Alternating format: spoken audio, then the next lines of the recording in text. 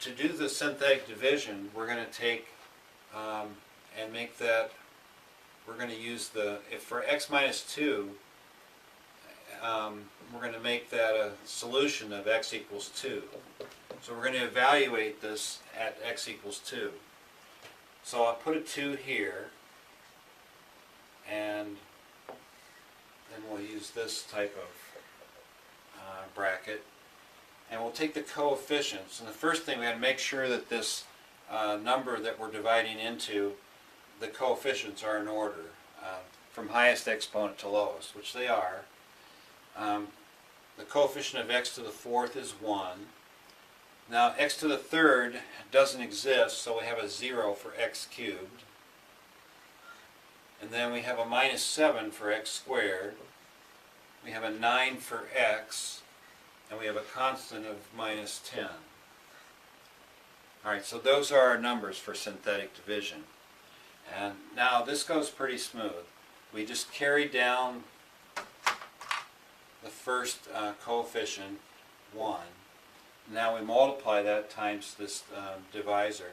2 times 1 is 2. Add 0 plus 2 is 2. 2 times that number, 2 times 2 is 4.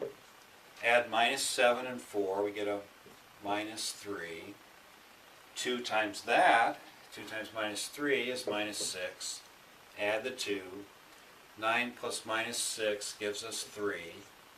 Now we take 2 times that, 2 times 3 is 6. Add minus 10 and 6, and we get a minus 4. So if it had come out 0, then it would have divided, the factor would have divided evenly into that number. But because we have this minus 4, that's the remainder. Remainder equals minus 4. So this divided by this gives us an answer of, we've got 1, and it goes down 1 exponent from where you started. So we've got 1x cubed plus 2x squared minus 3x plus 3 with a remainder of minus 4, which is really over the x minus 2. The factor that we divided into this number. Or another way to write that would be x cubed plus 2x squared minus 3x plus 3, and then we'll add the remainder plus, well, it's a minus in this case, so we'll say minus 4 over x minus 2. And that's the answer using synthetic division. Let's try another synthetic division example. So to evaluate it with synthetic division, when we want to divide this by this x minus 3, we evaluate it at x equals 3. So I put a 3 out here, and we'll make our bracket for synthetic division. Now, of course, the first thing we got to make sure that it's in standard format, so that our highest exponent is first, and so on. So we've got x to the fourth, x to the third, x squared, x to the 1, constant. It's all in the correct standard format, so we're in good shape. So now we'll take these coefficients. The first one is 2. Next one is minus 11. Next is 15.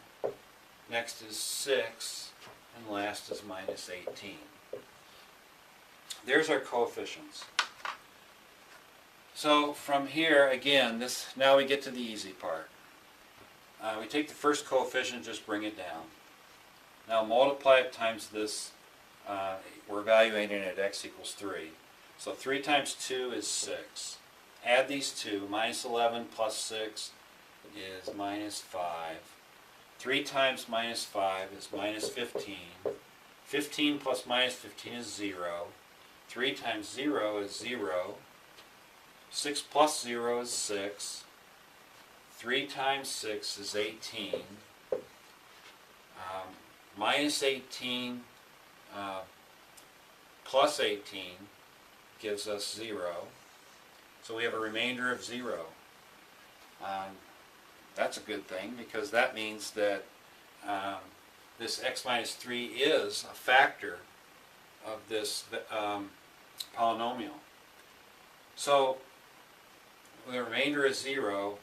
Another way to look at this too, when you evaluate or substitute 3 in to this equation, that the function, when you plug 3 into all these values, the function would equal 0.